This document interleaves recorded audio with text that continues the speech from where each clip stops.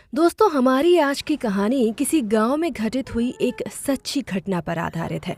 इस गांव तथा इससे संबंधित लोगों के नाम गुप्त रखे गए हैं और उसे एक कहानी का रूप दिया गया है। नमस्कार, मैं हूं दीपिका और स्वागत करती हूं आपका दीपिका स्फीयर बॉक्स में। हम सब जानते हैं कि गांव के लोगों को, या यूं कहिए कि खास तौर से नौजवान लड़कों को, अपने शरीर को मजबूत और सेहतमंद बनाए रखने का बहुत शौक होता है और वे शरीर को ताकतवर बनाने के लिए खूब दौड़ भाग और मेहनत करते हैं। ये दिनेश भी अपने गांव के उन्हीं नौजवानों में से एक था।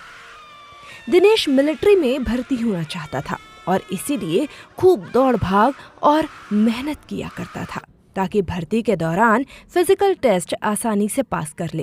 वो सुबह 4 बजे ही उठ जाता और फिर दौड़ने के लिए निकल लेता। उसके गांव से होते हुए एक नदी बहती थी और उस नदी के साथ साथ एक सड़क बनी हुई थी। दिनेश सुबह की दौड़ के लिए इसी सड़क पर जाया करता था।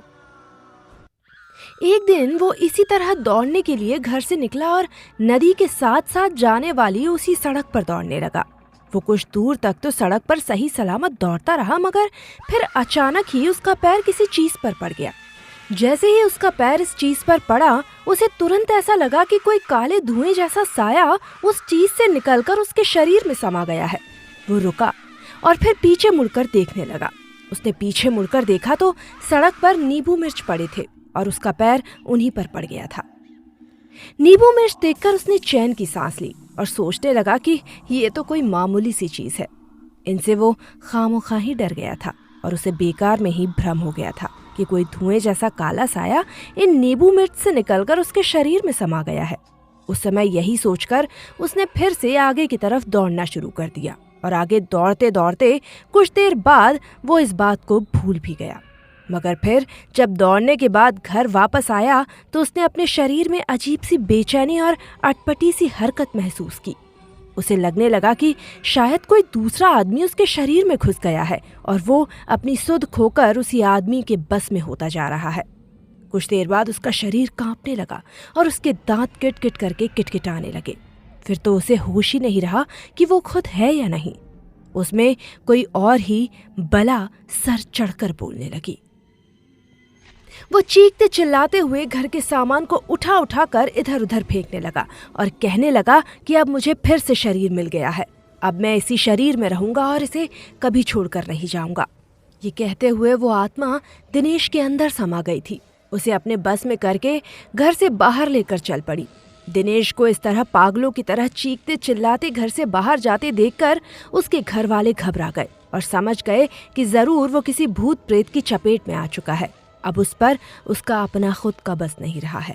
यही सोचकर उसके भाई और उसका चाचा आगे आए और वे दिनेश को पकड़कर घर में ले आए। मगर दिनेश के शरीर में घुसकर बैठ गई उस बेचैन तड़पती आत्मा ने उसे टिकने ना दिया और वो भाग भाग कर दीवार में टक्कर मारने लगा। दीवार में टक्कर मारने के कारण उसके सिर में गंभीर चोट लग गई तो खून भी बहने लगा। दिनेश के भाइयों से ये सब देखा न गया और इसीलिए उन्होंने दिनेश को पकड़कर रस्सियों से बांध दिया। पर हद तो तब हुई जब दिनेश ने रस्सियों को भी तोड़ डाला।